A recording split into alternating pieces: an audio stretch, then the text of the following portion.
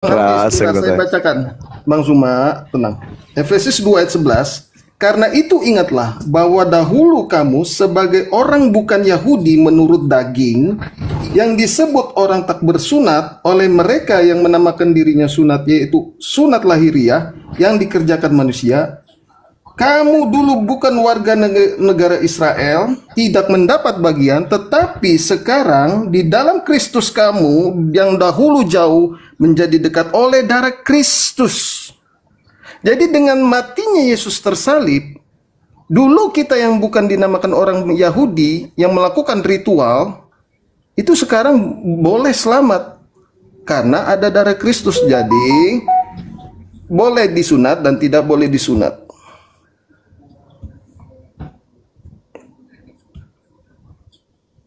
Karena di ayat 18, oleh karena dia kedua, sebentar Bang Hamdi, karena oleh dia kita kedua pihak dalam satu roh beroleh jalan masuk kepada Bapa.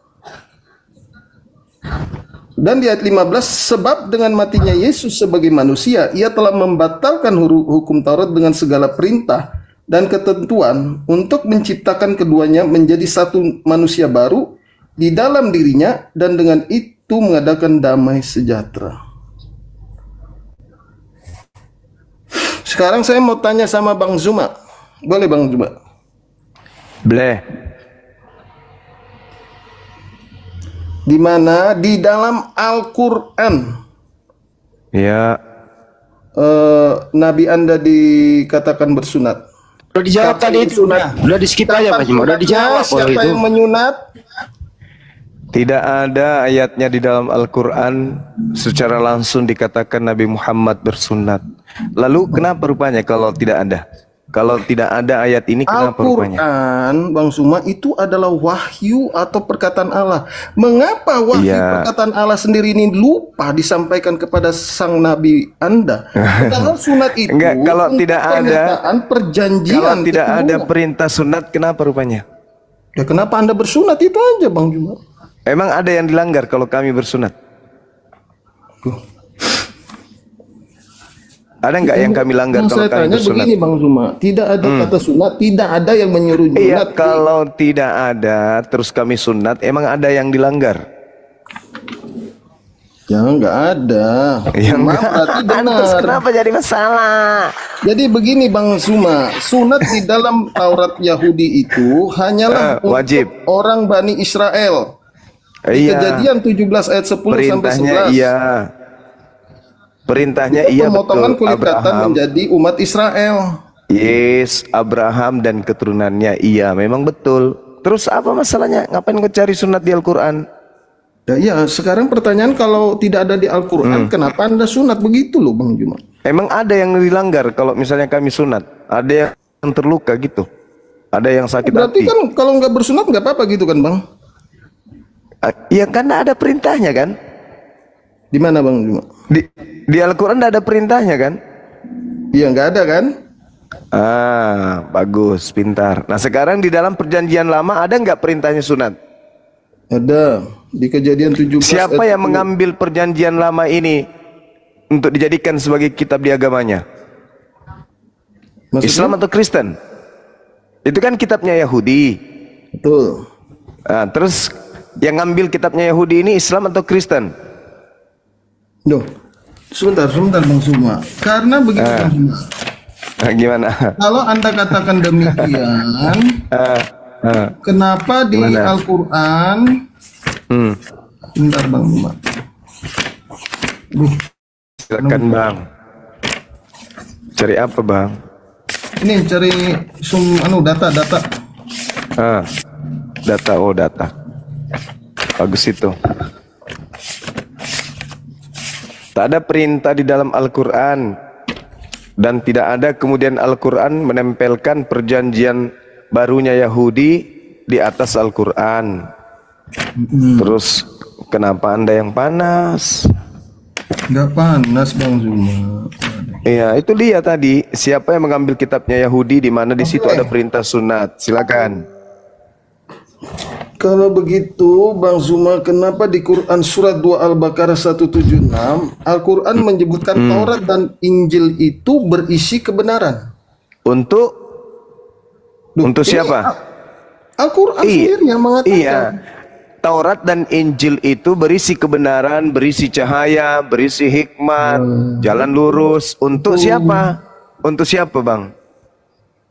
Ya nggak tahu, Al-Quran Anda yang mengatakan. Ya, untuk Bani Israel. Kok Loh, jadi kayak... ini Al-Quran, Bang, itu wahyu Allah untuk Iya, Anda. Al-Quran menarasikan kembali bahwa Taurat itu untuk Bani Israel. Kami bukan Bani Israel. Permasalahannya sekarang, agama Kristen bukan Bani Israel. Kenapa ada kitabnya Yahudi nempel di Kristen? Karena begini, Bang, di perjanjian baru. Syukran, sahabat Gustilo. Sebentar, Bang. Ya, itu kan kitabnya Yahudi. Kenapa kalian usil ngambil kitabnya orang? Nggak ada, Bang, karena di perjanjian baru itu menerangkan nubuat tentang Yesus yang akan datang di perjanjian baru. Jadi ada hubungannya. Karena di dalam... Yesus itu dinubuatkan sebagai utusan untuk Bani Israel. Lagi-lagi bukan untuk Kristen. Sebentar. Kalau yang Yesus Kristus yang disembah Kristen mah itu beda oknum. Bentar, Bang, saya cari ayatnya dulu, Bang. Iya, silakan. Bang Kesar, mumpung dia lagi cari data, Bang. Gak mau iklan dulu, tah? Iklan Bang Kaisar, lanjut. Iklan aja dulu. Gue orang ini. Monitor. Gue orang kayak gini sekarang ini. Ya, dia yang tidak disunat mempermasalahkan orang sunat. Heran gue.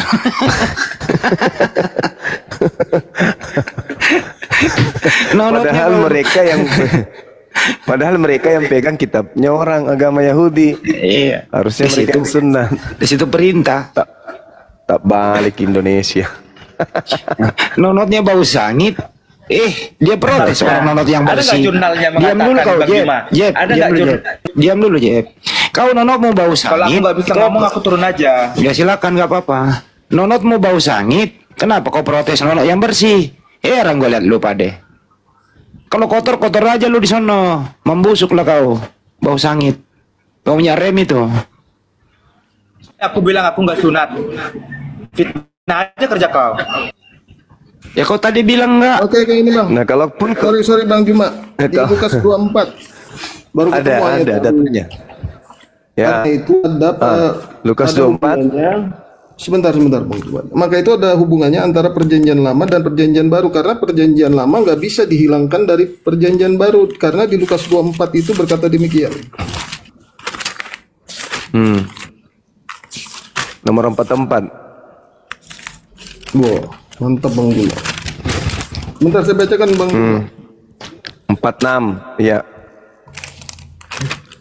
Lukas 24. 44, Bang. Baca aja cepat. Iya, ini Nomor 24. Nomor 44. Ya. Lukas 24 ayat 44 sampai 46. Ia berkata kepada mereka, "Inilah perkataanku yang telah kukatakan kepadamu ketika aku masih bersama-sama dengan kamu, yakni bahwa harus digenapi semua yang ada tertulis tentang aku," kata Yesus, "di dalam kitab Taurat Musa, kitab nabi-nabi, dan kitab Mazmur. Lalu terbukalah pikiran mereka sehingga mereka mengerti kitab suci." Jadi yang membuka pikiran mereka itu pun Yesus itu sendiri. Kalau Tuhan Yesus tidak membuka pikiran mereka, mereka nggak ngerti. Jadi hebatnya itu Tuhan Yesus bisa membuka pikiran, membaca pikiran.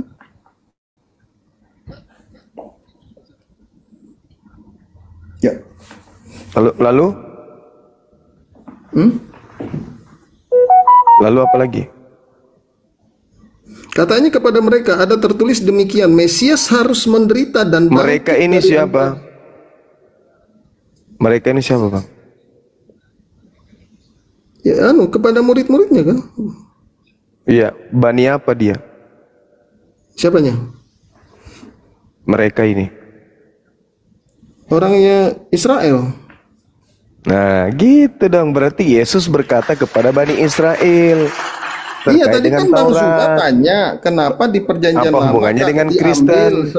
Nah, sebentar Bang Juma, kenapa dikatakan Iya, perjanjian lama kan diambil di perjanjian baru? Yaitu seperti saya bacakan tadi, karena kata Tuhan Yesus harus dibuatkan di kitab Taurat, Mazmur dan para iya. nabi. Jadi perjanjian lama Nah, itu harus ditarik, mengikuti, karena kalau tidak ada perjanjian lama, sejarahnya dapat dari mana begitu? nah sekarang begini. Ketika kemudian Taurat itu, Mazmur itu, kitab nabi-nabi itu diperuntukkan untuk Bani Israel dan Yesus datang untuk menggenapinya, berarti dia menggenapi buat yang mempunyai kitab. Siapa yang punya kitab?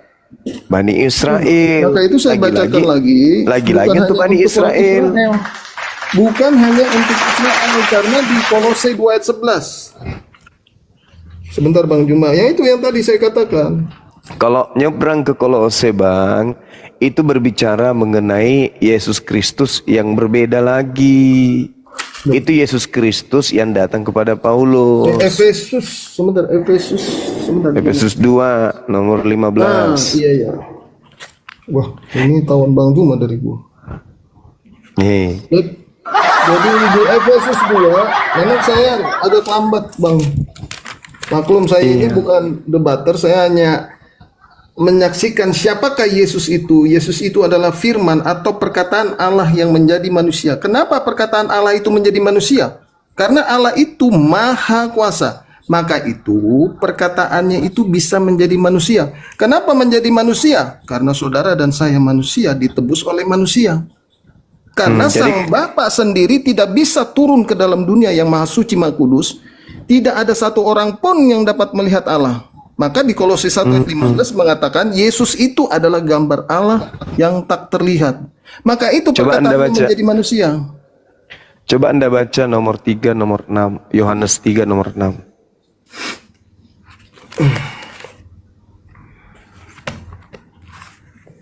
Yang Kristen boleh bantu ini. Gua debat sama Bang Zuma ini seumur-umur. Ya ini nggak ada apa-apanya. Yohanes 3 ayat 16. Nomor 6 Bang, nomor 6. Oh, Yohanes 3? Nomor 6. Oke. Sebelum ke sana. Sebelum ke sana Bang Juma, Bang Zuma, Yohanes 3:16. Karena begitu besar kasih Allah akan dunia ini, sehingga Ia telah menganugerahkan anaknya. Nah, supaya setiap orang yang percaya, orang percaya ini berarti yang bersunat dan tidak bersunat, dari bangsa atau suku apapun di dalam dunia ini, tidak binasa, melainkan beroleh hidup yang kekal. Itulah tujuan kita akhirnya. Karena dunia sekarang ini ketika Yesus kekayaan, kepopuleran, viewer banyak. Sekarang ketika Yesus berkata, aku diutus hanya kepada jaringan saya jelek ya. Oke, ketika Yesus berkata kepada murid-muridnya, aku diutus hanya kepada domba yang hilang dari umat Israel, apakah Anda percaya? Di ayat di mana itu? Saya lupa, saya pernah dengar. Matius 12:15 nomor Matius 15 nomor 24. Matius 15 ayat 24. Ya, itu perempuan Kanaan yang percaya. Ini dalam konteks Allah menguji iman perempuan itu. Perempuan Kanaan itu. Dan setelah lulus ujian, perempuan Kanaan itu digelari apa sama Yesus? Imanmu besar, maka jadilah kepadamu seperti yang kau kendaki. Seketika itu juga sembuhlah anak itu. Sekarang saya mau tanya Bang, di posisi Anda sebagai seorang ibu, yang manakah Anda inginkan? Perkataannya atau keinginan anak Anda sembuh? Jawab sebagai seorang hati nurani seorang ibu. Kan ibu itu mau anaknya sembuh kan? Iya. Tapi Yesus mengatakan tidak patut makanan yang disediakan untuk anak diberikan kepada anjing, betul? Ya, itu perumpamaan karena orang ini kan bukan termasuk orang Israel. Itu kan perumpamaan. Berarti Yesus sedang menguji iman Yesus itu. Iya, berarti Yesus mengumpamakan di luar Yahudi itu sebagai apa? Ya, seperti Anda yang bilang tadi. Ya, Anda percaya itu? Ya, itu kan perumpamaan Tuhan sedang menguji. Jadi saya berbicara tentang maka itu Bang Juma, kalau dia misalnya marah pada saat itu, maka dia tidak tertulis di dalam kitab besar ini, seorang perempuan itu. Tetapi karena kepercayaannya yang besar, akibatnya apa? Ketika Yesus berkata, aku diutus hanya kepada domba, tidak kepada anjing. Tapi si anjing bermohon-mohon. Bukankah anjing makan sampah? Enggak menyebut dia dog itu Bang Juma. Waduh. Ini dia bilang tidak patut mengambil roti yang disediakan bagi anak-anak melemparnya kepada anjing. Ini kan perumpamaan, bukan dia mengatakan saya kepada tahu. perempuan itu. Domba juga perumpamaan. Ya, memang anjing Yesus juga perumpamaan. mengajarkan perumpamaan di dalam. Oleh karena itulah kemudian baru. Karena itu kemudian di luar Yahudi oleh pengajaran Yesus disebutnya anjing. Dan wanita itu mengiyakan, betul Tuhan. Tapi bukankah anjing makan sampah yang jatuh dari meja tuannya? Yesus mengatakan, imanmu besar. Kenapa? Karena wanita itu mengiyakan, dia disebut anjing. Begitu saudara. Jadilah seperti apa yang engkau Jadi intinya apa yang didapat dari situ Bang Zuma? Intinya Yesus hanya diutus kepada Bani Israel saja, bukan kepada yang lain. Terus maksudnya, maaf interupsi Bang Zuma. Dengan maksudnya dengan di Al-Maidah 70 kami mengambil perjanjian dari Bani Israel itu gimana Bang Zuma? Ya itu perjanjian Bani Israel untuk Bani Israel. Iya. Ya, kenapa diambil itu? Di Al-Maidah 4 ya kan 70 itu perjanjian Tuhan kepada Bani Israel. Nah, terus? Bukan perjanjian untuk di luar Bani Israel. Kalian aja yang sibuk nyamar-nyamar. Nah, Anda Bani mana di sini dikatakan? Saya Bani Adam. Saya Nabi yang diutus untuk saya itu adalah Nabi Muhammad. Nabi Muhammad diutus untuk Bani Adam. Sedangkan kemudian Nabi Musa hanya untuk Bani Israel. Cakupannya kecil. Yesus hanya untuk Bani Israel. Kita bukan Bani Israel. Kemana kita harus pergi? Ya kepada Nabi Muhammad. Di mana Nabi Muhammad diutus untuk seluruh manusia. Ya ayuhan nas. Kalau Yesus ya Bani Israel. Hanya Israel tok saja. Dalilnya Matius 15 nomor 24. Kan kuat itu, katanya Yohanes 3 nomor 16. Barang siapa yang percaya kepada Yesus, dia akan memperoleh hidup yang kekal. Yang tidak percaya mati dalam dosa. Nah ketika Yesus mengatakan, aku diutus hanya kepada domba yang hilang dari umat Israel, percaya enggak? Ya percaya. Kami umat Islam percaya. Makanya kami bukan menjadi umatnya. Perumpamaan Bang Dina. Dia sedang menguji, Tuhan Yesus itu menguji iman daripada perempuan itu. Begini saudara, sebenarnya kalau Anda ingin meluruskan, mengurai benang kusutnya, Yesus itu hanya untuk Bani Israel. Yang datang di tengah Bani Israel itu yang anaknya Maria itu hanya untuk Bani Israel. Tetapi Yesus yang datang kepada Paulus, yang Yesus yang datang kepada Paulus itu untuk seluruh umat manusia yang percaya kepadanya. Salah Bang Juma, salah.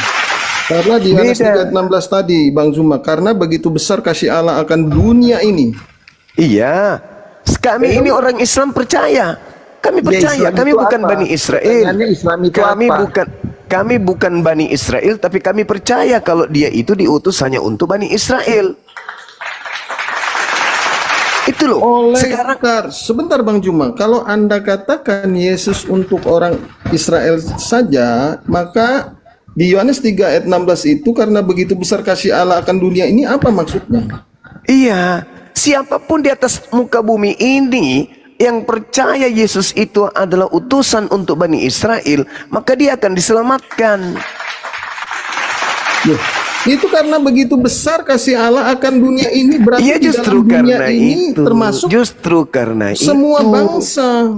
Oh tidak bisa saudara, Yesus bukan diutus untuk seluruh bangsa, nggak ada dalilnya. Mana dalilnya? Yesus diutus untuk seluruh bangsa, ada? Nggak ada, cuma dikatakan barang siapa yang percaya. Ya kami umat Islam bukan Bani Israel, tapi kami percaya dia adalah utusan untuk Bani Israel. Selesai kan? Ada nggak Yesus mengatakan? Ya silakan. Yang Kristen boleh bantu Bang Juma, dinaikkan satu Bang Juma. Ini. Ya ini ada saudara Aritonang. Sekarang begini, saya simpulkan, dengarkan saya saudara. Yesus Kristus itu ada dua. Yesus Kristus yang untuk Bani Israel dan Yesus Kristus yang mengaku untuk seluruh bangsa. Itu adalah dua oknum yang berbeda. Kalian sebagai Kristen menganggapnya satu. Anda menggabungkan antara Yesus yang untuk Bani Israel dan Yesus yang mengaku untuk seluruh bangsa. Anda menggabungkan menjadi satu sehingga terjadi kemudian kontradiksi antara pernyataan Yesus anak Maria dengan iman saudara Kristen. Karena kenapa? Karena sejatinya yang Anda sembah itu bukanlah anak Maria, tetapi Yesus Kristus yang berupa roh yang datang kepada Paulus. Itu adalah oknum yang berbeda. Namanya sama-sama ngaku Yesus Kristus, tapi oknumnya berbeda. Satu anak manusia, yang satunya makhluk roh. Dia adalah makhluk halus, gitu kawan. Sampai di sini tidak paham?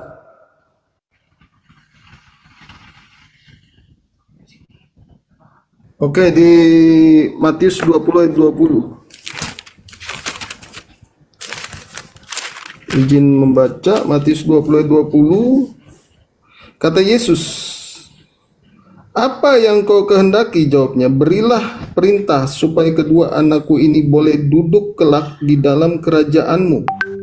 Yang seorang di sebelah kananmu dan yang seorang lagi di sebelah kirimu." Tetapi jawab Yesus kepadanya, "Kamu tidak tahu apa yang kamu minta. Dapatkah kamu meminum cawan yang harus kuminum?" Kata mereka kepadanya, "Kami dapat."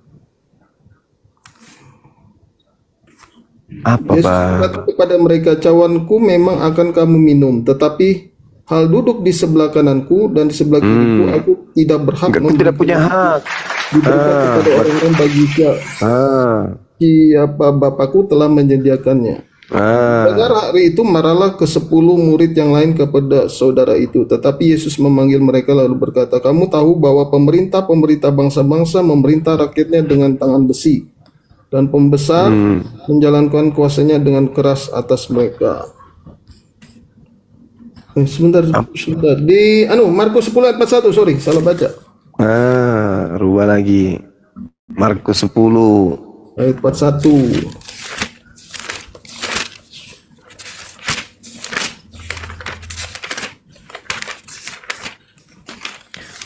Ini cerita-cerita yang disusun ya. Cerita yang disusun ini bukan ini ya, bukan pengajaran Yesus langsung ya.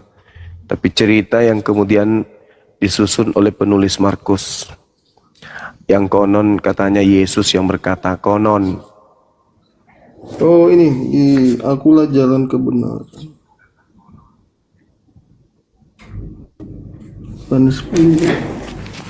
Sama aja bunyinya itu bang, sama aja. Iya, sama. Sebentar. Ini sayembara saya masih berlaku ya. 15 juta bagi yang sanggup membuktikan bahwa yang datang kepada Paulus mengaku Yesus Kristus itu adalah anak Maria. Masih berlaku. Kalau ada Kristen yang bisa menjawab, memberikan ini, data Bang, akurat bahwa itu adalah Yesus satu. Iya. Yohanes Maka 15 juta.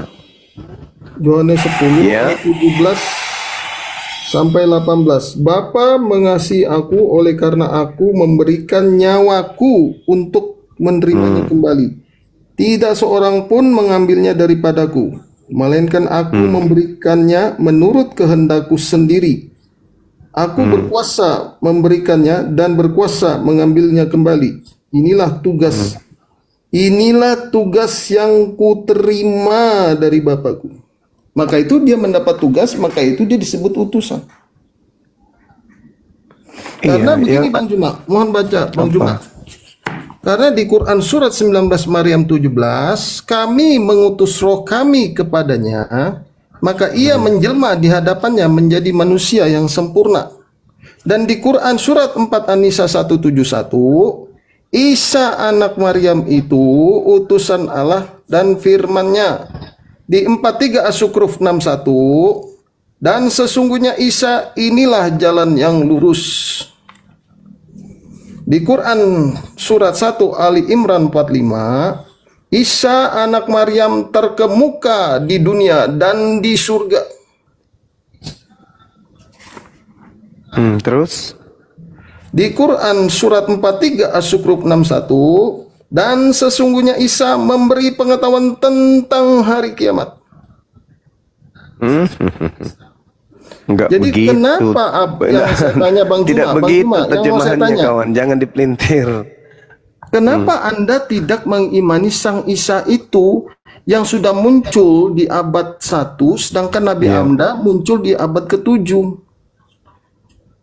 Ya saya percaya kan dari tadi, jangankan Nabi Ini Isa. Al-Quran yang berkata. Iya saya percaya beliau adalah Rasul, utusan Allah kepada Bani Israel. Oke Bang Sumba, ini maaf saya tanya Bang Sumba.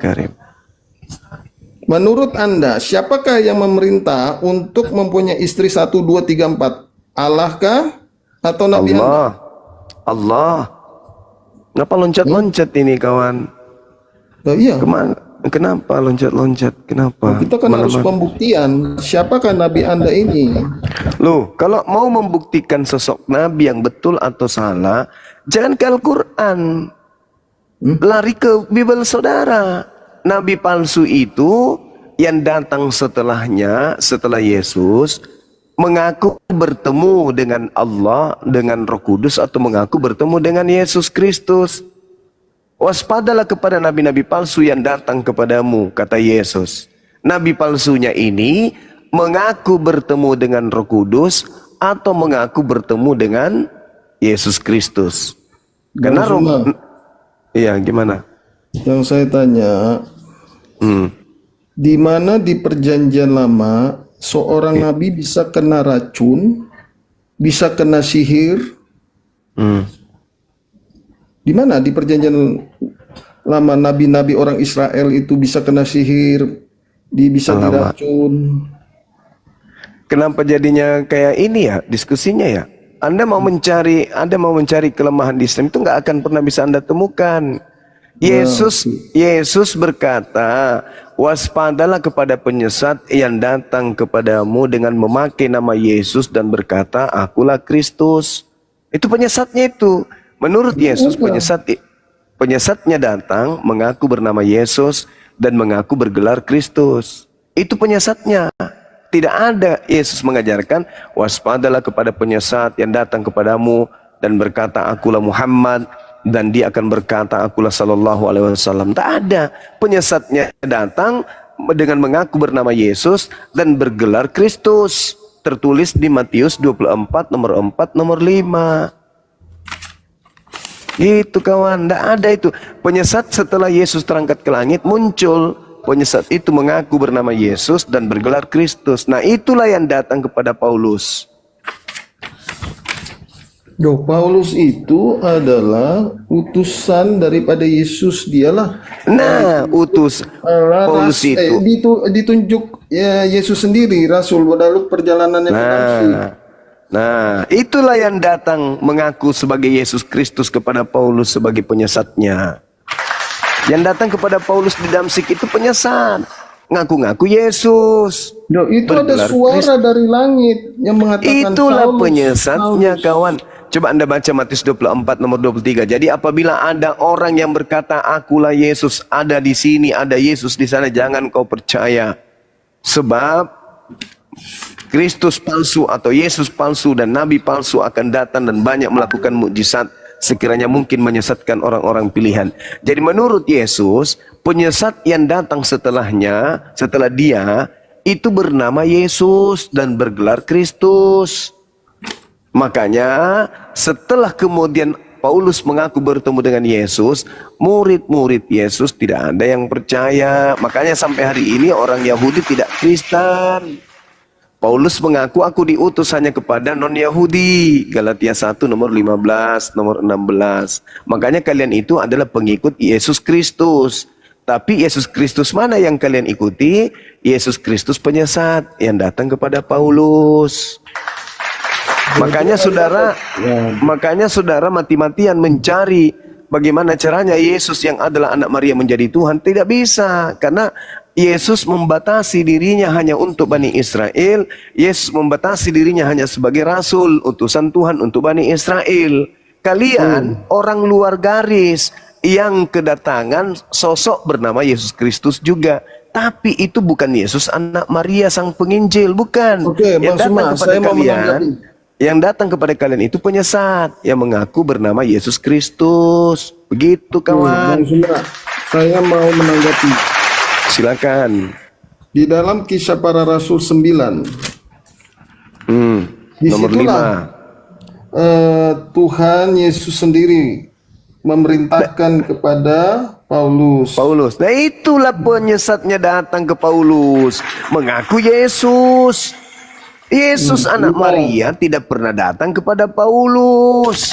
Yang datang kepada Paulus itu Yesus lain. Sebentar. Kisah Para Rasul 9 ayat 4, 5, 6, 7 dan seterusnya. Ketika ia sudah dekat ke kota itu, tiba-tiba cahaya memancar dari langit. Itu penyesatnya muncul. Berupa cahaya. Nah itu. Ia rendah ke tanah dan kedengaran olehnya suatu suara yang berkata kepadanya, Saulus, Akulah Yesus. Mengapa engkau menganiaya aku? Katanya. Siapakah itu siapa? Tuhan? Akulah Yesus yang kau aniaya itu. Itu siapa itu? Siapa? Yang bersuara? Iya. Yesus. Dari mana Anda tahu kalau itu Yesus? Loh, dia mengakukan, akulah Yesus yang kau iblisnya aniaya penyesatnya datang mengaku bernama Yesus. Coba Anda baca Matius 24 nomor 4 dan nomor 5. Kalau Paulus itu Anda katakan penyesat, dia itu menyaksikan firman Tuhan dan bertobat, dia itu dipenggal oleh Kaisar Nero. Iya, justru karena itu dia menggenapi Ulangan 18 nomor 19 nomor 20. Karena dia mengatakan mengatasnamakan Tuhan, padahal bukan Tuhan yang kasih dia. Nih, kalau gitu di 2 Korintus 1 ayat 1. Nah itu suratnya itu bisikan dari Yesus Kristus yang adalah roh. Bukan anak Maria itu. Anak Maria tidak pernah mengenal Korintus. Anak Maria tidak pernah mengenal kitab Luka, Roma, Galatia, Filipi, Timotius, Filemon, apalagi Efesus.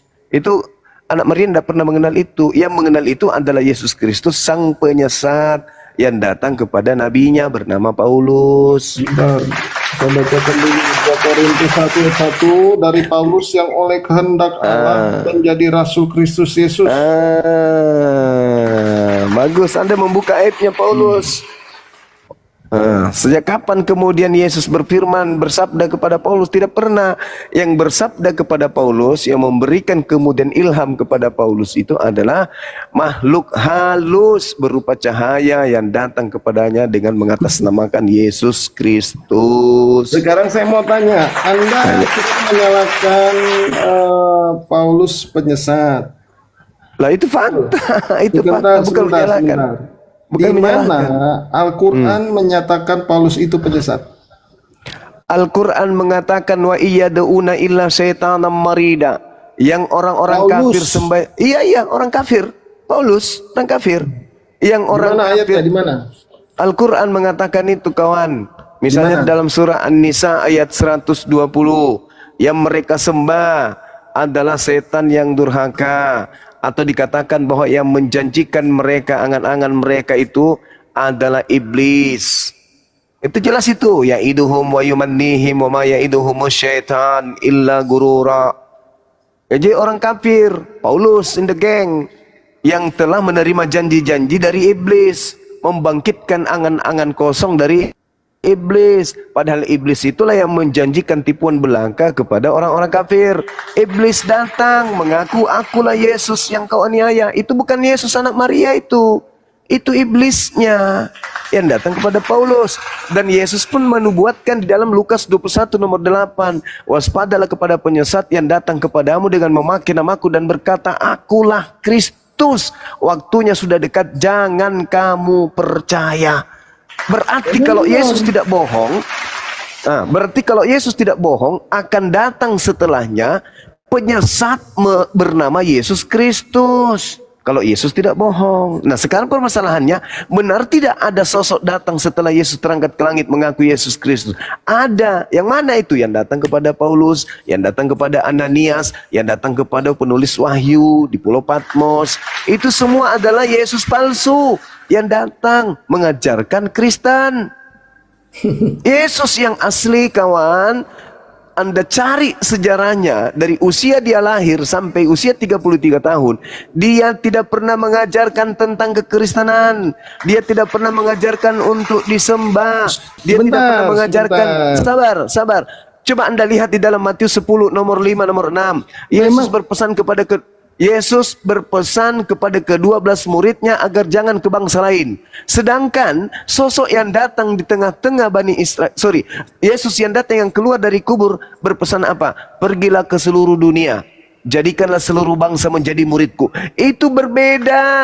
Kalau Yesus anak Maria, jangan ke seluruh bangsa, tetapi pergilah ke bangsa Bani Israel yang hilang dari Bani Israel. Itu Yesus yang asli. Yang palsu, pergilah ke seluruh dunia, jadikanlah seluruh bangsa menjadi pengikutku. Itu Yesus yang palsu itu.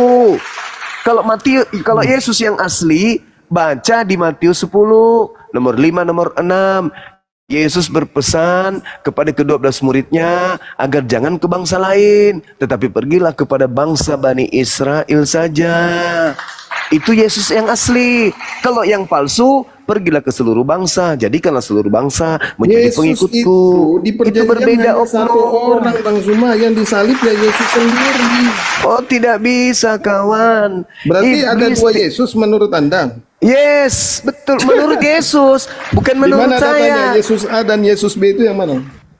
Anda baca Matius 24 nomor 4 nomor 5. Anda baca.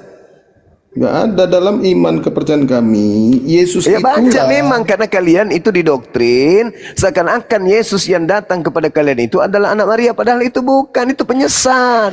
Silakan Anda baca.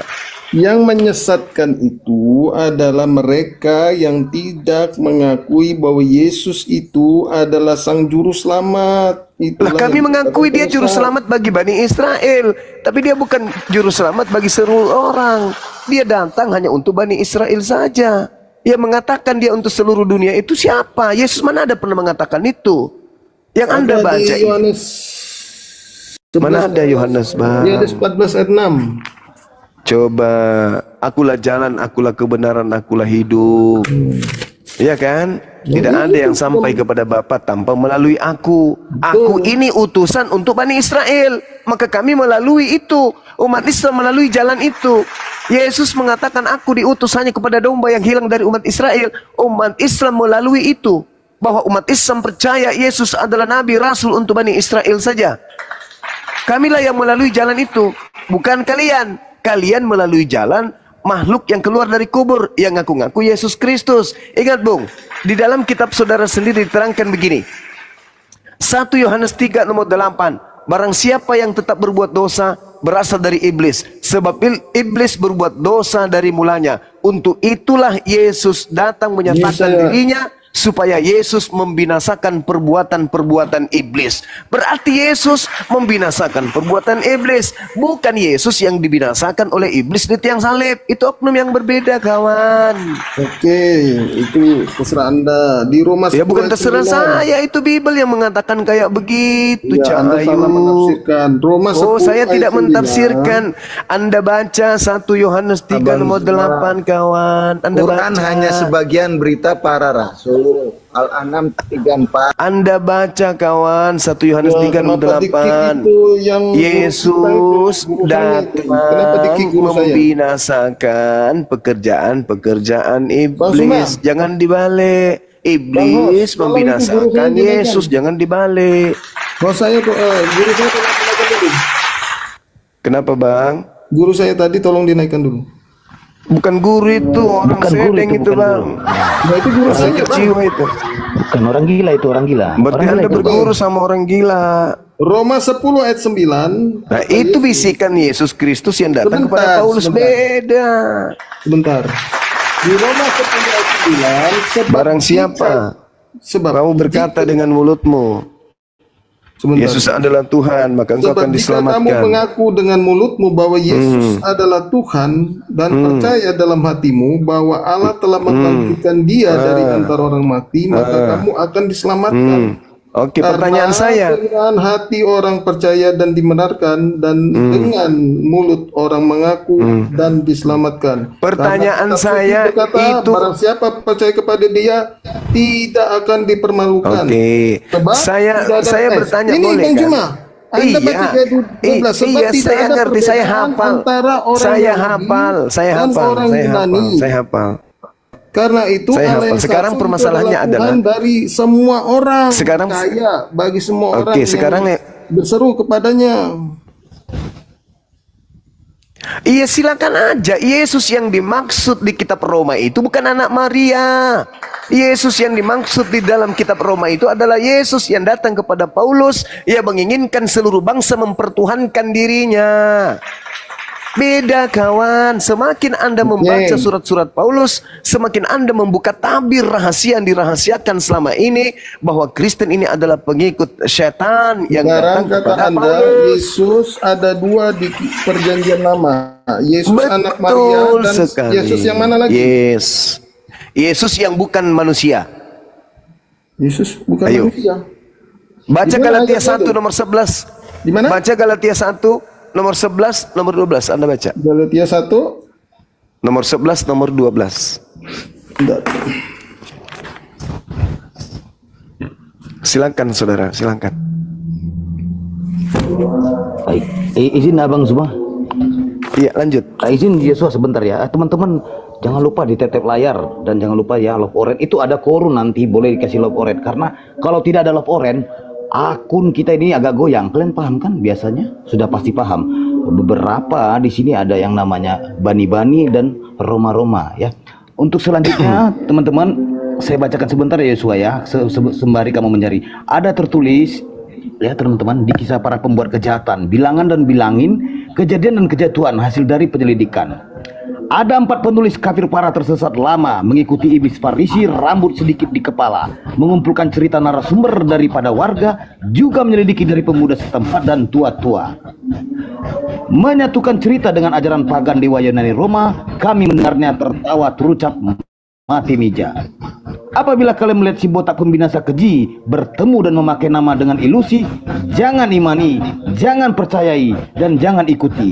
Tapi kafir imani dengan dongeng cerita halusinasi, wajar kalian disebut limbah Yunani.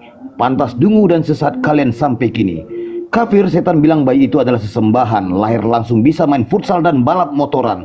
Kafir setan bilang bayi itu juga Tuhan, lahir bisa pargoy dan hacking di pegunungan. Masya Allah. Kafir penyembah klakson motor legenda sekarang ya.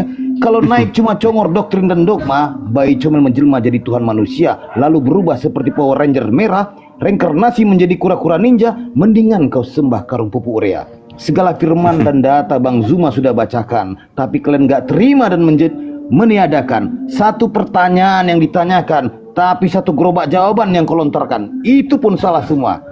Ingat, dari zaman dongeng dewa-dewi pagan sampai di zaman canggih ilmu pengetahuan, kafir kosong seperti tabung gas kilauan, sampai sekarang percaya dosa sengketa yang diwariskan.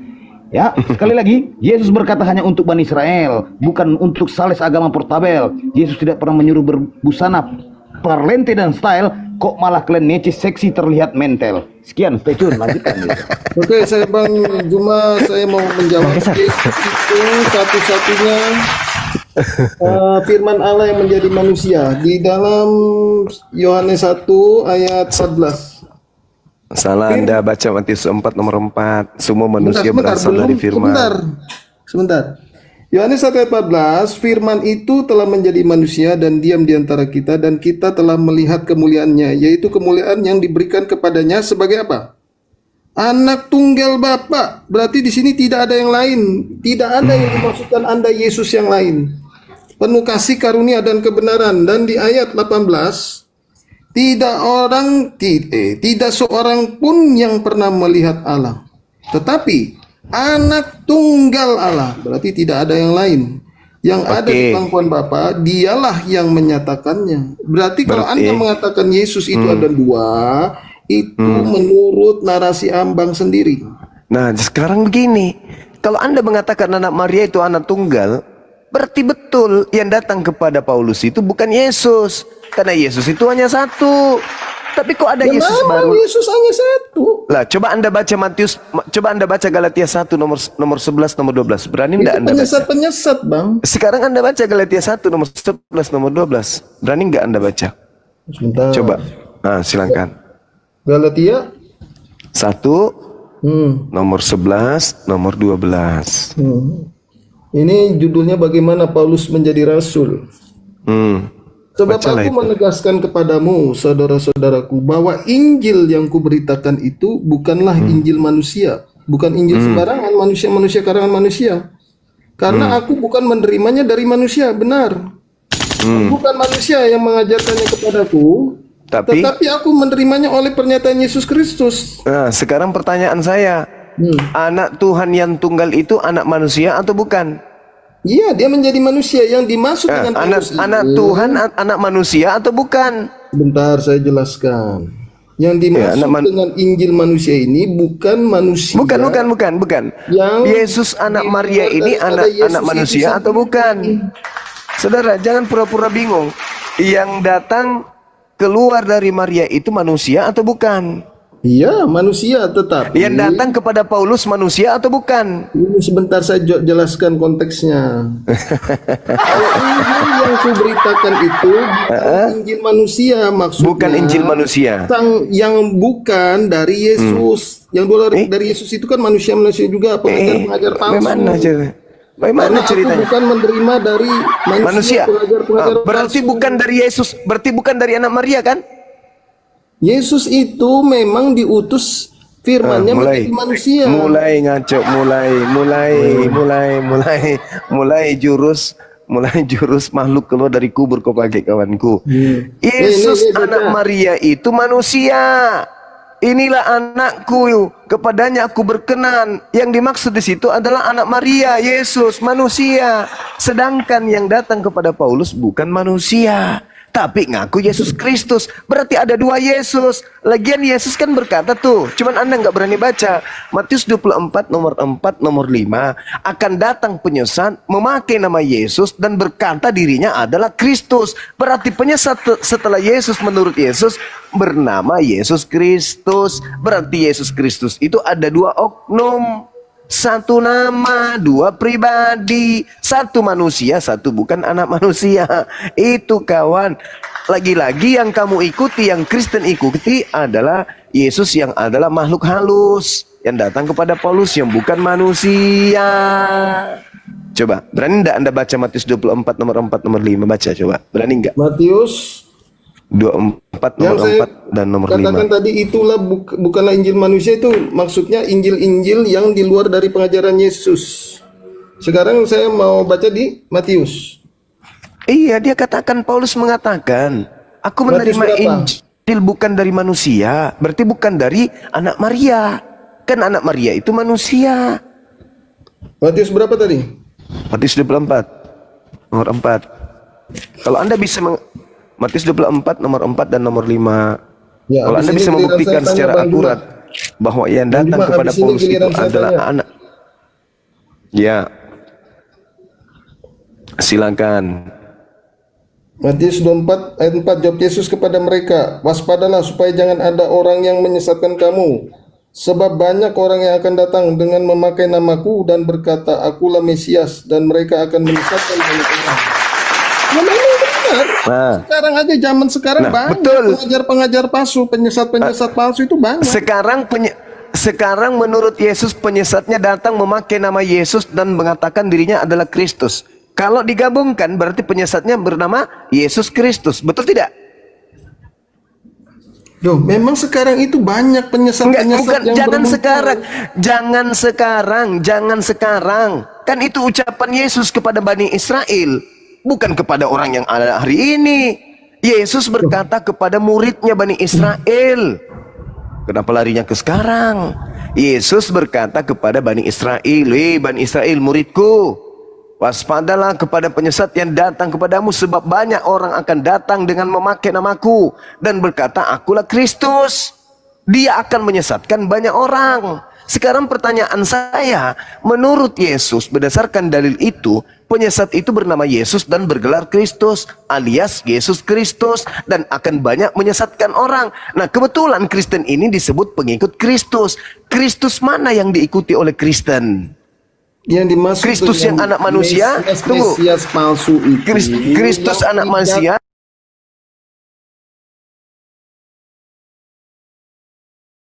Berarti kalian itu pengikut makhluk roh yang datang mengaku Yesus Kristus. Sedangkan Yesus anak Maria itu bukan makhluk roh. Yesus anak Maria itu adalah manusia. Makanya tadi saya katakan, coba Anda baca di dalam Yohanes 3 nomor 6. Baca.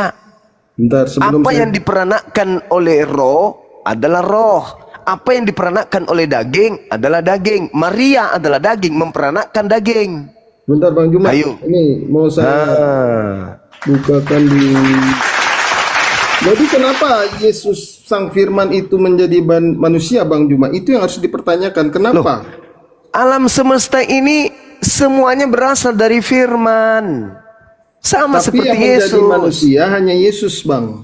Tidak ada Firman menjadi manusia, tak ada. Maksudnya Bang. itu. Enggak ada. Sebentar, Siapa? sebentar. Mana ada? Mana dalilnya? Coba kau tunjukkan di mana dalilnya Firman.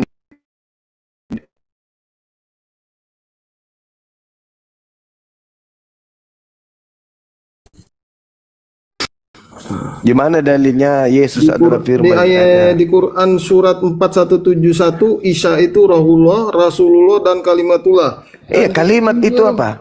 Kalimat itu bahasa Arab. Kalimat itu artinya apa? Perkataan atau kata-kata. Nah, Yesus ini adalah perkataan Allah. Memang betul. Nah, dia berasal dari perkataan. Iya, benar. Berarti sama dengan Injil Yohanes 1 ayat 14. Firman itu telah menjadi manusia dan diam di antara kita, dan kita telah melihat kemuliaannya, yaitu kemuliaan yang diberikan kepadanya sebagai anak yang tunggal Bapa, satu-satunya, tidak ada yang lain.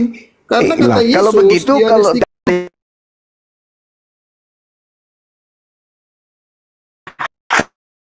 tidak ada satu orang pun sampai kepada Bapa tanpa melalui aku. Hanya berarti Yesus. harus melalui dia. Berarti harus melalui dia. Jangan melalui makhluk yang datang mengaku Yesus Kristus di Paulus. Ayo. Paulus itu adalah rasul Yesus. Yesus sendiri yang Yesus dia, itu Yesus dia. Lain. Itu Yesus lain, Cak Ayu. Yesus ini orang. Loh. Penyesatnya menurut Yesus datang dengan memakai nama apa? Ayo. Maka itu Bang Juma, yang dikatakan penyesat itu adalah yang mengaku Yesus ada dua, itu siapa? Iya, ampun, Yesus sendiri mengatakan penyesatnya datang dengan memakai nama Yesus dan berkata, itulah yang dikatakan penyesat, yang mengatakan Yesus lebih dari satu, itulah. Sekarang saya tanya sama saudara, betulkah Paulus mengatakan bahwa Yesus datang kepadanya tapi bukan manusia?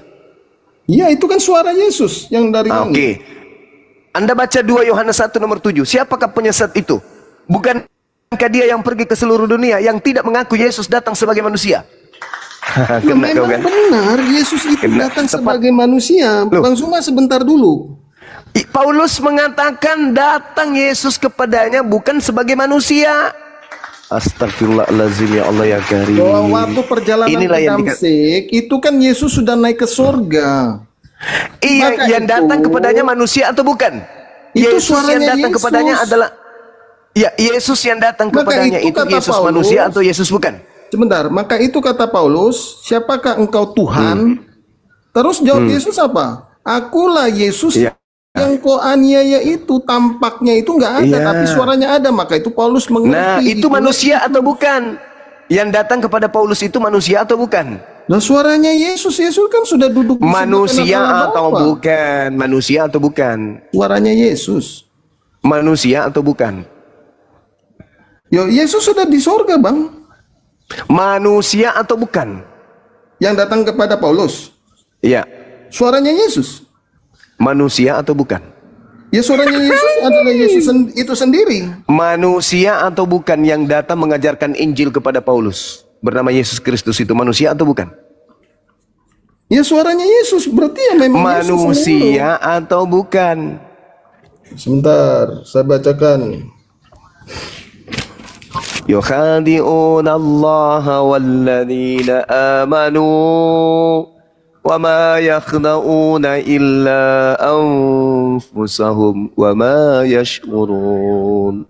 Orang kafir itu ingin menipu Allah dan ingin menipu orang-orang beriman, padahal sesungguhnya mereka hanya menipu diri mereka sendiri. Itu Bang Zuma. Silakan. Jadi tiba-tiba Kisah Para Rasul 26 ayat 13, tiba-tiba ya Raja Agripa pada tengah hari bolong, aku melihat di tengah jalan itu cahaya yang lebih terang daripada cahaya matahari. Cahaya matahari aja kalah. Ini lebih terang dari cahaya matahari. Turun Yesus dari berkata, langit meliputi aku dengan teman seperjalananku. Kami semua rebah ke tanah dan mendengar suatu suara yang mengatakan kepadaku dalam bahasa apa? Ibrani. Saulus, Saulus, mengapa engkau menganiaya aku? Sukar bagimu menendang ke gala rangsang, tetapi aku siapakah engkau Tuhan? Lalu apa kata Tuhan? Akulah Yesus yang kau aniaya itu. Tetapi sekarang bangunlah dan berdirilah. Aku menampakkan diri kepadamu untuk menetapkan engkau menjadi pelayan dan saksi tentang segala sesuatu yang telah kau lihat daripadaku dan tentang apa yang akan kuperlihatkan kepadamu nanti. Aku akan mengasingkan engkau dari bangsa ini dan dari bangsa lain. Dan aku mengutus engkau kepada mereka. Untuk apa? Membuka mata mereka supaya mereka berbalik dari kegelapan kepada terang, dari kuasa iblis kepada Allah, supaya mereka oleh iman mereka kepadaku memperoleh pengampunan dosa dan kita mendapat bagian dalam apa yang ditentukan untuk orang-orang yang dikhususkan. Itu Yesus anak Maria atau bukan? Iya. Dari mana Anda tahu? Loh, inilah aku Yesus yang kau aniaya itu. Iya, kan penyesatnya muncul mengatasnamakan Yesus, kata Yesus yang asli. Berarti intinya Anda tidak mempercayai kitab yang ditulis Paulus. Saya percaya bahwa itu adalah iblis yang menyamar Yesus. Anda baca Lukas 10 nomor 18, lalu kata Yesus kepada mereka. Sabar. Saya teruskan Anda dulu. katakan Yesus menyamar sebagai apa? Iblis menyamar sebagai Yesus. Bagaimana iblis berkata kepada iblis? Kisah Para Rasul 26 ayat 18, untuk membuka mata mereka supaya mereka berbalik dari kegelapan kepada terang dan dari kuasa. Kamu ngerti nggak yang dikatakan iblis itu? Apa yang dia dikatakan? Berbicara tentang dirinya sendiri, Bang. Iya, jelas sekali iblis itu mengatasnamakan dirinya sebagai pembawa kebenaran. Tapi ketika Anda mengatakan Yesus mengatakan bahwasanya penyesatnya mengaku Yesus dan penyesatnya mengaku Kristus, itu sudah tergenapi. Ketika Anda mengatakan yang datang kepada Paulus bukan manusia tapi berupa cahaya, Lukas 10 nomor 18, Yesus sendiri berkata, aku melihat iblis jatuh dari langit seperti cahaya. Astrape. Bang, kata Anda yang berbicara kepada Paulus ini iblis yang menyamar. Oke, yes. Sekarang anggap aja Anda benarlah sudah. Iblis yang pasti benar. Pasti benar. Kenapa di Kisah Para Rasul yang selanjutnya dibaca, untuk membuka mata mereka supaya mereka berbalik dari kegelapan kepada terang, dari kuasa kecil itu, Bang. kepada Allah. Loh, kenapa dia mengatakan dirinya? Dan kecil itu, Bang. Kecil itu tak ada apa-apanya. Dengarkan saya. Pengampunan dosa. Iblis nggak bisa mengampuni dosa manusia, Bang. Dengarkan saya, kawan. Dengarkan. Kau baca Kisah Para Rasul 16 nomor 16 sampai nomor 18. Kamu tolong baca itu. Baca coba supaya Anda paham bagaimana cara iblis itu bekerja. Silakan Anda baca. Bantu saya Anda baca. Anda baca Kisah Para Rasul 16 nomor 16 sampai nomor 18. Bantu saya Anda baca. Silakan Anda baca. Bagaimana cara iblis menyesatkan, itu di situ caranya, coba lihat. Dia mengaku Mesias begitu. Bukan. Anda baca Kisah Para Rasul 16. Ya, habis ini saya bertanya ya. Iya, silakan. Yang Kristen lain yang boleh naik dong, bantu. Kisah Para Rasul 16, nomor 16 sampai nomor 18. diinterogasi terus ini. Memang kata Yesus, ada ayatnya, berita salib memang suatu kebodohan bagi mereka yang akan binasa. Maaf ya Bang. Itu perkataan Paulus, lagi-lagi perkataan iblis yang datang kepadanya yang mengatakan itu bukan Yesus dan Maria. Para Rasul berapa? 16, nomor 16 sampai 18. Ya, 16 sampai 18. Kisah Para Rasul 16 sampai 18. 16 sampai 18.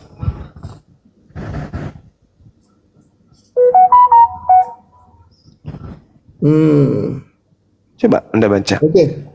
Pada suatu kali ketika kami pergi ke tempat sembahyang itu, kami bertemu dengan seorang hamba perempuan yang mempunyai roh tenung. Itu sihir-sihir ya. Dengan sihirnya tadi dia memperoleh penghasilan yang besar, ya bernubuat palsu lah apalah. Terus dia ini mengikuti Paulus. Dan kami dari belakang, ini Paulus ini bersama teman-temannya, ada berapa yang murid Yesus. Dan kami datang dari belakang sambil berseru katanya, orang ini adalah hamba Allah yang maha tinggi. Mereka memberitakan kepadamu jalan kepada keselamatan. Hal itu dilakukannya beberapa hari lamanya. Tetapi ketika Paulus tidak tahan lagi akan gangguan itu, nah tahu Paulus ini kan nggak senang diikuti terus sama tukang tenun tadi. Ia berpaling dan berkata kepada roh itu, demi nama Yesus Kristus aku menyuruh engkau keluar dari perempuan ini. Seketika itu juga keluar roh jahat itu. Nah, jadi bagaimanakah Anda mengatakan sebentar, Anda mengatakan Paulus itu adalah roh yang dari iblis roh bisa mengusir iblis, soalnya iblis gak bisa mengusir iblis. Roh jahatnya tadi memproklamirkan Paulus sebagai apa? Aduh Bang, capek saya Bang, mau istirahat dulu sebentar. Apa Bang? Tadi roh iblisnya memproklamirkan Paulus sebagai apa? Yang di mana? Lu tadi yang teriak tadi itu orang yang kemasukan roh jahat. Dia teriak apa? Inilah Paulus, utusan yang maha tinggi. Betul? Nah, iblis aja bisa menyamar sebagai malaikat terang untuk memproklamirkan kemudian Paulus. Lalu kenapa Paulus kemudian mengusir iblis yang memproklamirkan kerasulannya? Paulus itu mengusir roh jahat yang pada diri perempuan itu. Bagaimana sih? Apa salahnya? Apa kesalahan daripada roh jahat tadi? Iya, karena dia mengikuti Paulus dari belakang. Apa kesalahannya? Bukankah dia berteriak-teriak bahwa Paulus itu adalah utusan yang maha tinggi? Salahkah? Ia mengikuti Paulus dan kami dari belakang sambil berseru, sambil berteriak. Orang-orang ini adalah hamba Allah yang maha tinggi. Mereka memberitakan kepadamu jalan keselamatan. Anda salah mengartikan ini. Ya, enggak. Sekarang permasalahannya kenapa Paulus keberatan ketika iblis berteriak kalau dia itu adalah rasul, dia adalah juru selamat. Kenapa? Bang Juma, Anda catat Bang Juma. Maaf. Jadi di ayat 16 itu mengatakan, catat ya, ada seorang hamba perempuan yang mempunyai tukang sihir. Sebentar. Jadi tukang sihir ini ngomong kepada Paulus gitu kan? Ahli sihir aja tahu. Ahli sihir aja tahu ini Bang Cuma. Dia berkata sama Paulus. Bang Cuma nggak tahu. Orang ini adalah hamba Allah. Iya, itu dia maksudku. Sebentar. Iblis yang berkata Paulus ini adalah utusan yang maha tinggi. Iya, iblis saja tahu. Anda kok nggak tahu? Sekarang kalau Anda mau kemudian saya tidak mau memutarbalikkan. Kenapa Paulus mengusir iblisnya? Karena dia tidak tahan lagi atas gangguan itu. Siapa yang diganggu? Orang memproklamirkan kerasulan dia kok. Nah, jawabannya ingat, adalah sabar. sebentar, Jawabannya adalah Paulus tidak ingin diketahui orang banyak kalau iblis ia mendukung kemudian dirinya. Loh, Anda memutarbalikkan. Memang Anda ini begini. Gimana dong? Gimana dong? Nah, Paulus malu, Paulus tidak ingin diketahui kalau yang mendukung dia jadi rasul sebenarnya adalah cetan. Bentar, Bang Jumat, bentar. Bang Jumat, ini. Ya gimana kawan? Di kisah pada Rasul 16 itu ada perempuan yang mempunyai roh tenung. Yes. Sebentar, roh tenung, roh penyihir. Roh tenung, iya betul. Nah, terus? Berarti dia ini Iblis. Seorang penyihir. Berarti iblis toh yang ada di dalamnya toh? Iya, sebentar. Iblisnya memproklamirkan nabinya, rasulnya. Sebentar dulu. Ya gimana? Jadi roh penyihir ini yang ada di dalam perempuan itu mengetahui, mengenal. Kalau Paulus itu adalah rasulnya, utusannya. Iya, jadi roh iblis ini tahu. Seperti begini. Waktu pada saat roh jahat itu mengenal Yesus adalah Tuhan, roh jahat mengenal. Iya. Waktu di kuburan itu. Nah, sekarang anak iblis, Tuhan, apa urusanmu dengan aku katanya? Itu roh. Sekarang iblisnya, iblis mengenal. Iblisnya datang kepada Yesus, menguji Yesus atau memuji Yesus. Sebentar, kita belum sampai ke sana. Ini tentang pengenalan. Sebentar, Bang Juma. Jadi ketika iblis datang kepada Yesus, menguji Yesus atau memuji? Menguji atau memuji? Sedangkan di Paulusnya dipuji oleh majikannya. Bentar, Bang Juma, sebelum melompat ke sana kita bahas satu ayat ini dulu. Habis ini giliran saya nanya dah. Habis itu saya mau turun. Bang Juma. Enggak, jadi batal saudara Yosua dapat 15 juta, batal, enggak jadi. Enggak berhasil. 15 juta ya, Bang? Iya, kalau Anda mampu membuktikan bahwa yang datang kepada Paulus itu adalah anak Maria, 15 juta saya transfer. Tapi ternyata Anda nggak sanggup. Terima kasih. Jadi iya, sama-sama. Pasal Rasul 16 itu kan ada seorang perempuan yang mempunyai roh tenung. Roh tenung ini iblis. Iya, berkata kepada Paulus, anggap aja begitu kan, berarti dia ini mengenal. Sebentar, Anda arti mengenal tidak? Mengetahui. Tahu, saya tahu. Maka itu roh itu berkata, orang ini adalah hamba Allah yang maha tinggi. Berarti salah yang dikatakan Anda bahwa Paulus ini penyesat. Padahal roh iblis ini aja tahu. Dia berkata kepada Paulus, orang ini adalah hamba Allah yang maha tinggi. Terus kenapa Paulus keberatan? Kenapa Paulus marah? Iya, hal itu dilakukannya beberapa hari lamanya. Jadi dia mengikuti terus. Bagus dong. Ya, sebentar. Tetapi ketika Paulus tidak tahan lagi akan gangguan itu, ya terus diikutin tiap hari. Mungkin bosan dia. Dia berpaling dan berkata kepada itu. Ya benar. Ya kan, di sini kan Paulus. Ya, ini kita berbicara fakta. Paulus tidak tahan lagi akan gangguan itu. Dia berpaling dan berkata kepada roh itu. Jadi roh yang di dalam roh yang jahat itu diusirnya dari perempuan itu dengan demi nama Yesus Kristus aku menyuruh engkau keluar dari perempuan ini. Seketika itu keluarlah roh itu.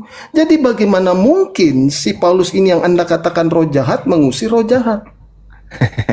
Saudara, Anda baca buku Ayub, kitab Ayub nomor 1, bab 1 nomor 12. Jangan tanya. Maka firman Tuhan kepada iblis. Bang Juma, begini aja Bang Juma. Segala yang dipunyai. Satu aja Bang Juma. Anda kan introduksi saya terus. Sekarang saya mau satu aja tanya. Iya gimana kawan? Oke. Di dalam Quran surat 15 ayat 35, Allah berfirman kepada iblis, keluarlah dari surga karena kamu sungguh terkutuk. Terus di ayat 36, iblis berkata kepada Tuhan, ya Tuhanku, berilah aku tangguh sampai hari manusia dibangkitkan. Terus di ayat 37, Allah berfirman, kamu termasuk orang yang diberi tangguh. Tunggu dulu, Anda berbicara apa ini? Anda berbicara surah apa dalam Al-Quran? Quran surat 15 ayat 35, iblis itu kok ada di surga? Al-Hijr, Bang. Al-Hijr ya? Oke. Ya Anda coba lihat di dalam Ayub 1 nomor 12 tadi yang kubilang. Waduh. Ini ditanya Bang Zuma, Anda itu jangan bertanya terus. Enggak, jawabannya Dan ada di situ. ditanya. Sebelum Anda bertanya, jawabannya sudah saya sebut lebih dulu. Iblis datang ke surga, minta izin kepada Tuhan untuk mencobai Nabi Ayub. Itu Ada dalam dalilnya. konteksnya. Maka Tuhan berfirman kepada iblis, nah segala Itu- yang dipunyai Ayub ada dalam kuasamu. Hanya Itu kan janganlah ada di engkau dalam roh. mengulurkan tanganmu Jadi roh itu bukan terhadap kecil dirinya. seperti di ruangan suatu ruangan. Kemudian Anda jangan pergilah bayangkan di iblis suatu dari hadapan ruangan. Tuhan. Anda Kawan. jangan waktu itu jangan melihat di suatu ruangan, bukan begitu maksudnya. Loh. Kita nggak Tuhan tahu itu datang. pada saat Allah berbicara Iblis kepada datang, iblis, kawan. apakah iblis itu ada di tempat yang lain atau jaraknya Iblis jauh? Kita nggak tahu. Iblis datang di hadapan Tuhan, kawan. Baca Ayub 1. Iya, pernah saya baca, pernah. Iya, makanya kok pertanyaannya aneh kayak gitu. Oke. Sekarang Udah saya ya? tanya, berarti Udah iblis ya? ini yang Anda katakan kan ada di surga di Quran 15 ayat 35. Betul tidak? Iya. Lalu Iya, Allah berfirman, kepada iblis keluarlah dari surga. Terus dia kata iblis, ya Tuhanku, berilah aku tangguh sampai hari manusia dibangkitkan. Terus Allah berfirman, kamu termasuk orang yang diberi tangguh. Iya. Dan iblis ini tetap di surga hari kiamat. Kawan, kan dia datang tadinya gini kan. Dia itu kan kelompok makhluk yang suci sebelum Adam dicipta. Mereka itu dari kelompok malaikat. Kemudian di antara mereka ketika diperintahkan untuk menghormat kepada Adam, ada yang tidak mau. Nah, Ada karena enggak, mereka sebentar, ada enggak perintah dia disuruh menyembah? untuk sujud kepada Adam, Ada perintah itu? tidak ada perintah menyembah, menghormat, sujud menghormat. Makanya ditanya oleh Allah, lam akul li asjuda li basyarin khalaqtahu min salsalin min hama'im masnun. Wahai iblis, ketika ditanya apa jawabannya? Aku sekali-kali tidak akan sujud kepada manusia yang engkau telah ciptakan dari tanah liat kering. Cuma dia nggak disuruh. Disuruh Hanya malaikat. ketika ya iblis, malaka alla takuna ma'as sajidin. Allah berfirman kepada iblis, wahai iblis, apa sebabnya kamu tidak mau sujud bersama dengan mereka? Apa? Kenapa kamu tidak mau bersujud kepada mereka, sama bersama dengan yang lain? Kenapa? Iblis mengatakan, aku sekali-kali kemudian tidak akan sujud kepada manusia. Nah, kalau begitu, keluarlah kamu dari surga. Karena sesungguhnya kamu terkutuk. Terus? Nah, lalu kemudian Allah mengatakan, kutukanku ini menimpamu sampai hari kiamat. Iblis menjawab, wahai Tuhanku, kalau begitu berilah penangguhan kepadaku sampai hari aku dibangkitkan. Nah, inilah yang datang kepada Paulus. Loh, sebentar. Iblis inilah yang panjang umur ini yang datang kepada Paulus. Bang Juma, ini saya catat. Ya, terus? Jadi iblis itu meminta kepada Allah untuk ditangguhkan. Iya, memang betul. Kenapa iblis itu meminta kepada Allah ditangguhkan dan iblis mengabulkan? Untuk apa? Loh kok iblis mengabulkan? Loh, Anda baca iblis Kejadian 3. Anda baca Kejadian 3. Sebentar. Ya, Iblis supaya kan Anda bisa menerima jawaban saya. Karena kalau saya mengatakan di Al-Quran, Anda tidak akan mungkin percaya. Kejadian 5, Kejadian 3 nomor 15, di situ Tuhan mengatakan, ini Al-Quran. Saudara, Anda kan bertanya, kenapa ditangguhkan? Kan Anda bertanya, kenapa ditangguhkan? Jawabannya ada di Bible. Aku akan mengadakan permusuhan antara di Al-Quran, Bang. Al-Quran itu wahyu Allah, bukan jawabannya di Bible. Anda tidak percaya keimanan Anda atau bagaimana? Saya percaya. Jangan ambil dari Bible. Coba. Kenapa bisa? Apa larangannya? Apa perintahnya? Katanya Anda tidak mempercayai Bible. Loh, saya percaya itu surat kabar kok. Nah, berarti Anda percaya tentang Bible?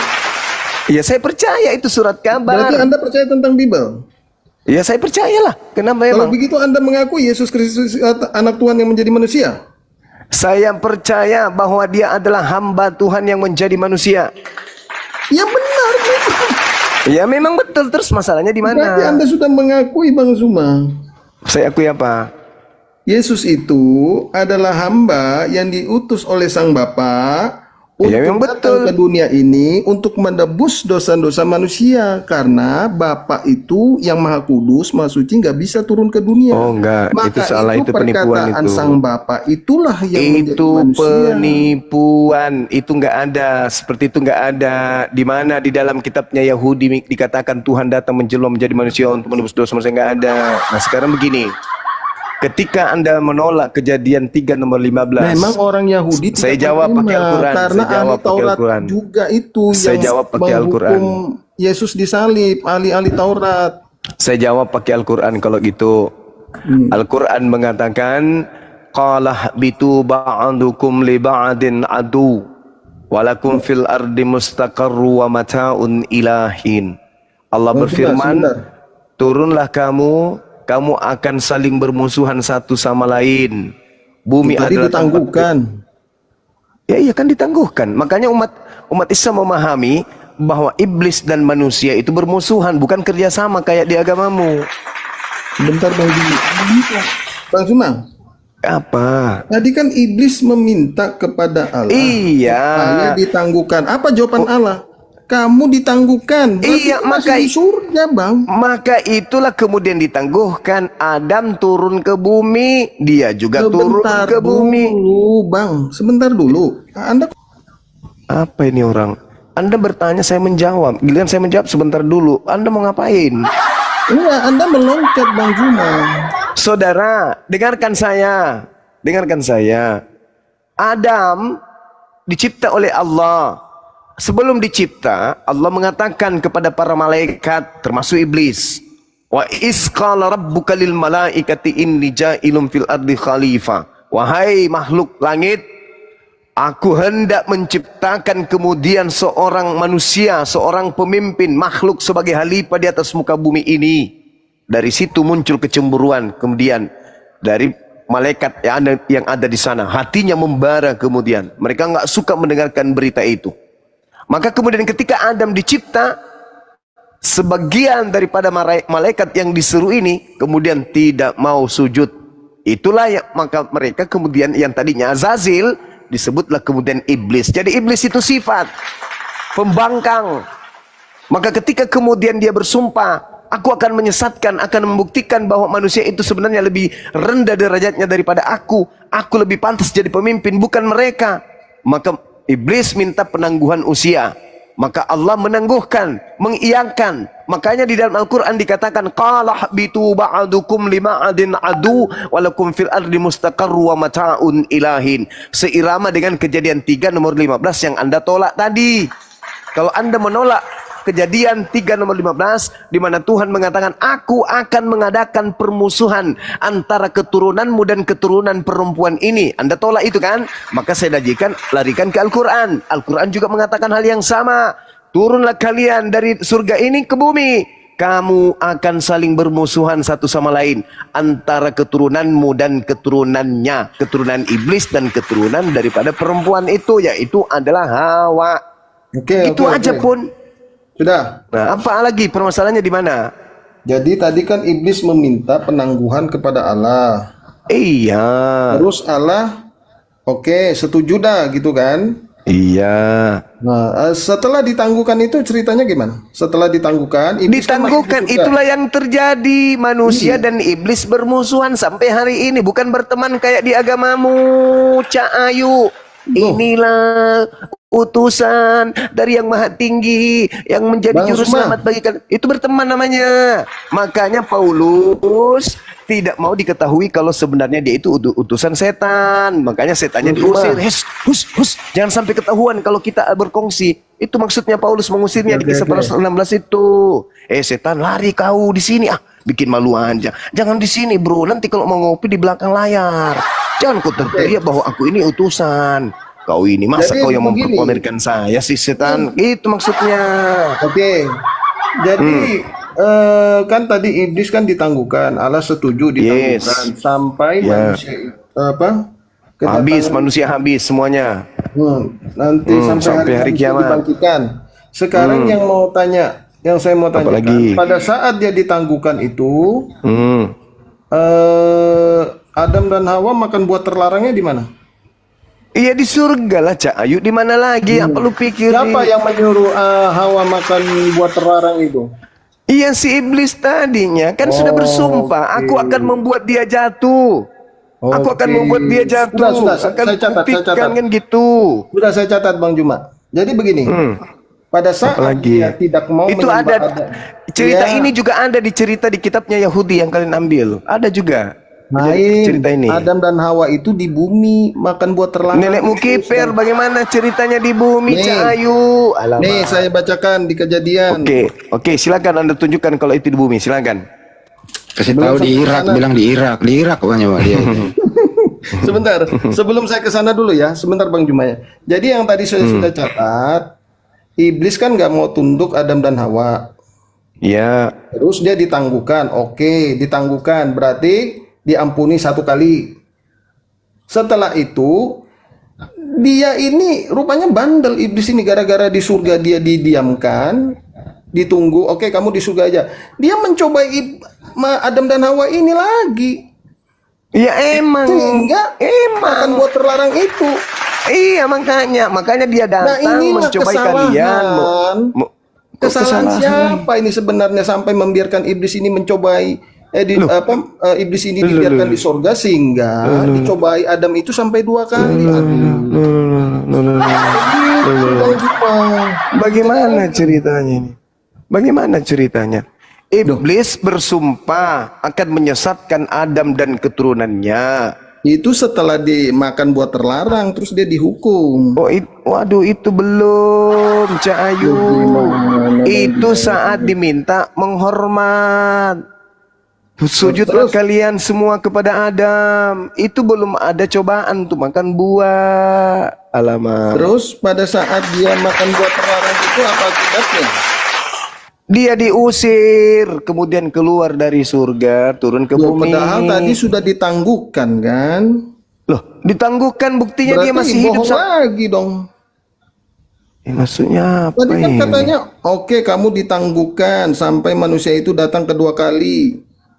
Mati. Sampai manusia itu dibangkitkan. Kamu di sini. Iya, maksudnya itu ditangguhkan, kawan. Maksudnya iblis itu tidak dimatikan, iblis itu dipanjangkan umurnya sampai ke hari kiamat. Terus pada saat Adam makan buah terlarang, kenapa dia diusir?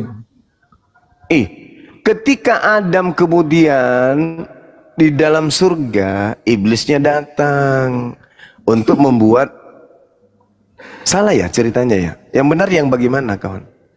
Begini, kalau menurut kitab Taurat Yahudi, gimana Taurat ceritanya? Dia dari Taurat. Ya, tadi kan ada hubungannya, kata Yesus, aku dinubuatkan. Gimana? Gak ada hubungannya, dengan Yesus, gak ada hubungannya dengan setan itu gak ada. Apa hubungannya kejadian itu dengan Yesus? Lukas 24 44 45 harus digenapi tentang aku di kitab Taurat. Nabi-nabi. Tolong tunjukkan di Taurat mana tertulis Tuhan mengizinkan kemunian pembunuhan terhadap orang benar demi menebus dosa. Di mana? Justru di Taurat yang tertulis itu jangan kau bunuh Yesus. Keluaran 23 nomor 7 nomor 8. Ada nubuat tentang Yesus. Coba kau tunjukkan di dalam Taurat nubuat Yesus mati dibunuh untuk dosa-dosa orang Kristen. Di mana tertulis itu? Di mana? Yesaya 7:14, Yesaya 9. Itu bukan Taurat, Yesaya itu bukan Taurat, Cak Ayu. Di kitab Musa sebentar di Kejadian. Di mana? Kau tunjukkan di mana? Pening juga saya menghadapi kawan saya. Oke lah, kalau begitu Bang Zuma, sebelum ke sana ini aja, Bang, perbedaan mendasar ini. Kalau dalam kitab Anda, Adam dan Hawa itu diciptakan di surga. Iya, di kitabnya Yahudi juga. Kitab Kejadian, ayat 8 sampai 9, selanjutnya Tuhan Allah membuat taman di Eden di sebelah timur. Disitulah ditempatkannya manusia yang dibentuknya itu. Lalu Tuhan Allah menumbuhkan berbagai-bagai pohon dari bumi yang menarik dan yang baik untuk dimakan buahnya. Dari bumi kan? Ini sangat kontras. Dari bumi kan? Sedangkan dalam kitab Taurat itu dikatakan di bumi, kenapa di kitab Anda ada di sorga? Padahal di sebentar Bang. Padahal Dari di bumi. Quran surat 2 Al-Baqarah 176 Allah menyebutkan Taurat dan Injil itu berisi kebenaran. Nah, Taurat yang mana Anda ambil kok Adam dan Hawa ada di surga? Oke. Ya, meskipun sisa terjemahan yang nggak ada lagi kitabnya Nabi Musa ya. Anda baca di dalam Kejadian 3 nomor 23, Adam diusir dari Eden ke bumi. Itu dulu. Kejadian 3 Baca. Nomor 23. Anda baca di situ. Apa tertulis di situ? Baca dengan pelan-pelan, jangan pakai nafsu. Baca aja pelan-pelan. Lalu Tuhan Allah mengusir dia dari Taman Eden supaya ia mengusahakan tanah dari mana ia diambil. Nah, kemana itu dia pergi? Ya Taman Eden itu bukan ukurannya 10 kali 10 Bang. Nah, besar itu. Manra selamiaju. Di situ jelas tertulis Nabi Adam itu kemudian diusir dari Ganbi Eden. Menuju kemana? Menuju kemana? Ya keluar dari Taman Eden. Dunia ini kan luas. Ya keluar dari Taman Eden. Gak disebutkan. Ya kemana? Diusir dari Taman Eden kemana? Ia menghalau manusia itu dan di sebelah timur Taman Eden ditempatkannya nyala beberapa kerup dengan pedang yang bernyala-nyala dan menyambar-nyambar untuk menjaga pohon kehidupan. Gimana tadi itu? Coba dibaca lagi baik-baik kejadian 3 tadi itu, coba nomor 23. Coba Anda baca lagi. Sebentar, saya mau turun. Terima kasih sudah. Anda tertawa terserah Anda. Mentok dia. Beleko sede. Udah mentok dia. Terima kasih semua abang-abang. Yosua, itu Taman Eden itu di negara mana? Diperkirakan di daerah Irak karena Irak. menurut para peneliti karena para peneliti. Jadi Nabi Adam Nabi Adam diusir dari Irak ke negara mana? Iya, negara Irak itu kan besar.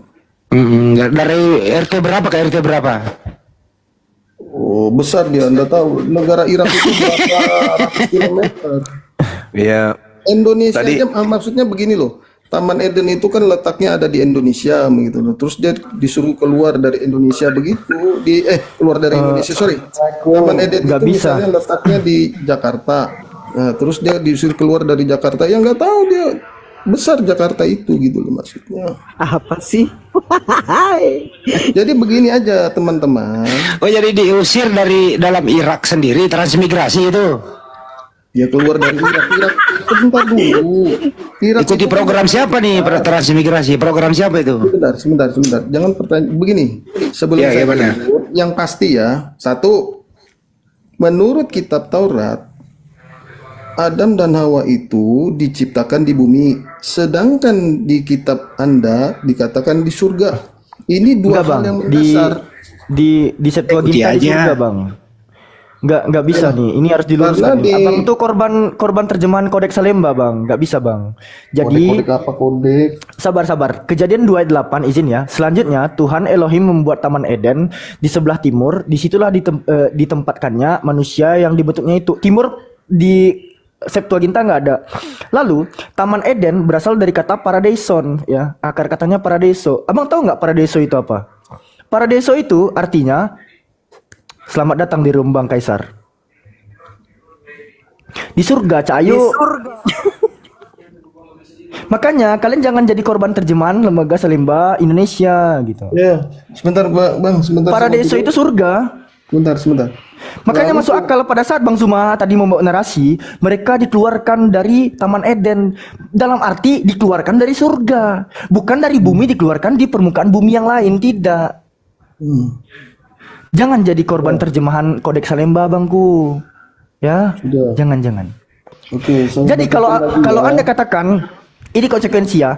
Kalau Anda katakan Paradison ini yang adalah surga itu berada di bumi, pertanyaannya, doa Bapa kami yang di surga. Emangnya Bapa itu di bumi? Bapa kami yang di surga, dipermuliakanlah namamu. Emangnya sang Bapa di bumi? Sebentar Bang, ini tentang Adam dan Hawa itu di surga atau di Taman Eden, sebentar ya. Iya, Taman Eden itu Septuaginnya itu Paradiso. Paradiso itu paradise, surga. Ayo nyemplung.